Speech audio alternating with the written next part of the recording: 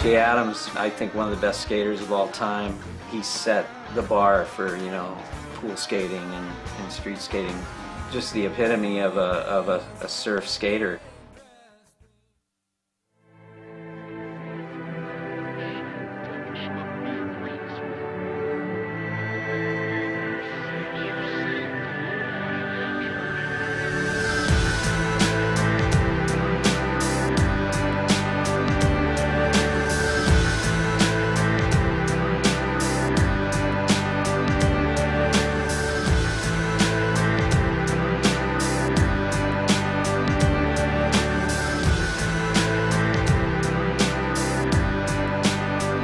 As skateboarders got higher, Christian Hosoi led the way, breaking all altitude records.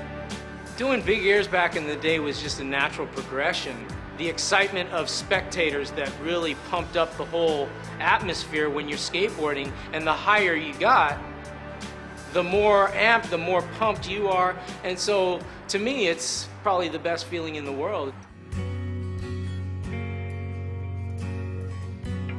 Christian's one of the greatest skateboarders that has ever lived.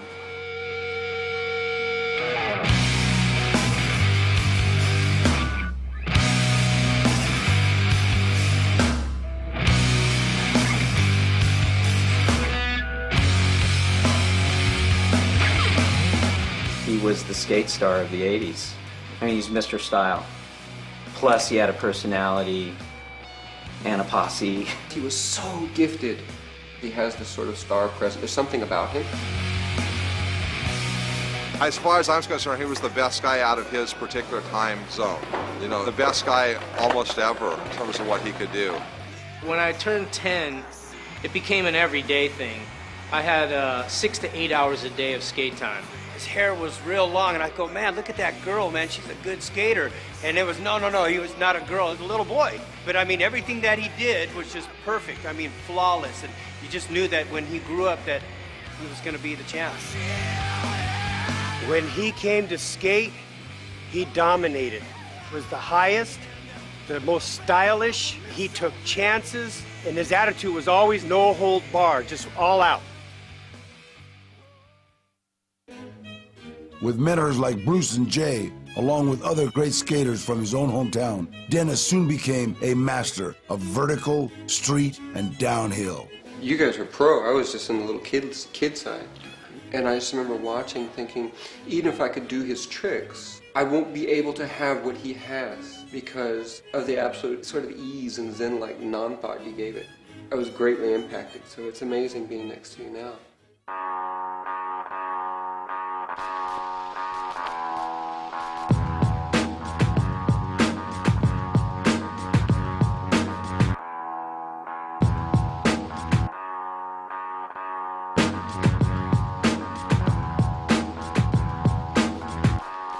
I won't tell you the do's and I won't tell you the don'ts. I'll just build the wills till they manage the most of my time, of my rhymes, of my thoughts, of my actions. Surpass convictions of everyday satisfaction. Transpose with flows, flawless in my timing. Adding commas and zeros to this career climbing. Uphill to up and kill doubt, stress, and those enemies that pretend to be friends in my clothes. Who am I? I'm the one with no release date, the one who MCs great like the taste of Philly cheesesteaks. Over beat breaks, I need cake, but won't resort to cheapskate. I make your knees shake, cause every rhyme I spit's a keepsake for Pete's sake.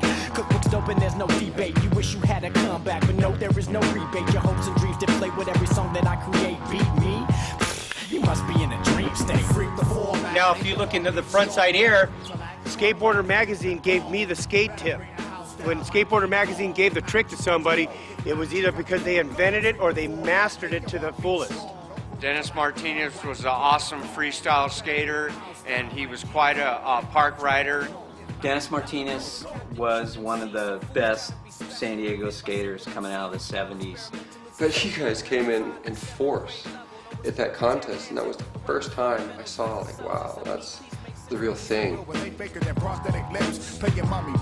If it rained, we went to underground parking lots. You know, these are the things that we did all the time. I mean, that's what it took to get to where you needed to go.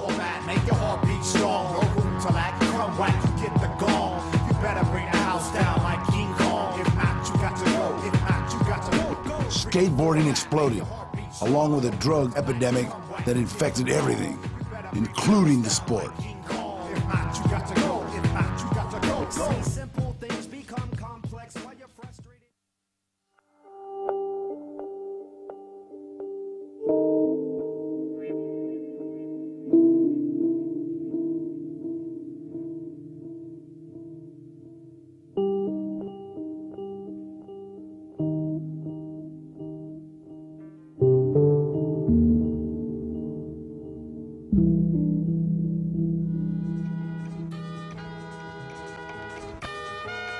Yeah, I'm bad. Like James Brown and Ali. Like X and Garvey. Like Christ himself. I got wealth the most wish they had. I'm bad. But things were still cool with Dennis. TV appearances, commercials, contest winnings, and endorsements gave him and some of his peers a better income than the average bank president. You hear about Dogtown up in, Venice and things like that. Really, a lot of the skating took place down here in Encinitas, with the Logan, Team Bain, Bobby Piercy, a lot of the OGs. Arrested development start when we came. That was me, the MC, with a verb is his name. We like a gang. How we bang? I'm bad. As I started to get going in my professional career, I think that started at the end of 1976, 1977, I started getting sponsorships, started getting paid. Sometimes it was $40,000 a month, depending if you did a commercial, or if you got the cover of the magazine, or the centerfold, or you had multiple sponsors paying you at one time. Once you learned how to work the circuit, whatever clothes you wear, you could get paid. Whatever safety equipment you wore, you could get paid. Depending on how good your board sold, that was probably the bulk of it, having 2 or 3 different types of boards with your name on it. It was almost like playing a chess game, trying to figure out how much money you can make, where you can make it, who was paid. You had to produce. You had to be aggressive. There had to be a talk about you, a buzz about you. Hey, did you hear that so-and-so's doing this? Perhaps luck was on his side. More likely, it was skill, determination, and time served. Regardless, everything came together for Dennis in 1977 when he prevailed over the best in the world.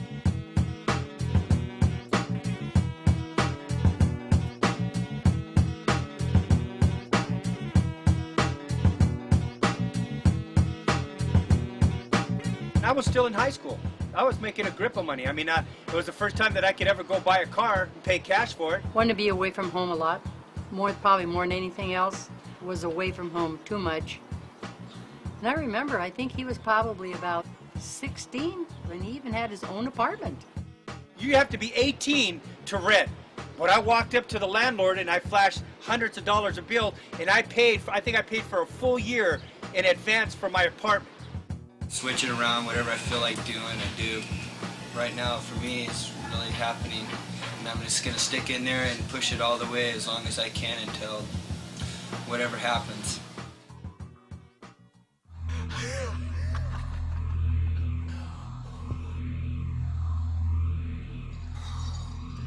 In the mid-60s, the counterculture had moved from beer to pot. By the mid-70s, a stronger substance was on the rise. I'm that voice inside your head that's telling you to do it. Indulge in what you must consume, an alcoholic fluid. Remember, I think I was 15 years old when they sent me to Oregon. This guy paid for my way to go out there, and I won't mention his name, but I went to his house and he had a trash can filled to the top full of cocaine. And so I remember, I'm only 15 years old. Drugs are a real allure to everybody. I was a young kid and I was exposed to all of a sudden making a lot of money and a little bit of fame, and I was smart enough to realize at the time that I was that young that this was not going to last. I don't know if everybody makes a conscious effort to live on the edge, I think it was just people that might have been broke in the past and had some money and they were just partying. I would stay in my hotel room and not show up at the competition, like at Akron, Ohio for the World Championship. I flew all the way back there just to get high. I couldn't even leave my hotel room, I was so high. After the World Championships, he spent his whole winnings on dope. We just sat in a hotel room for the whole weekend and just did up thousands of dollars worth of dope. And there was just a massive amount of cocaine everywhere.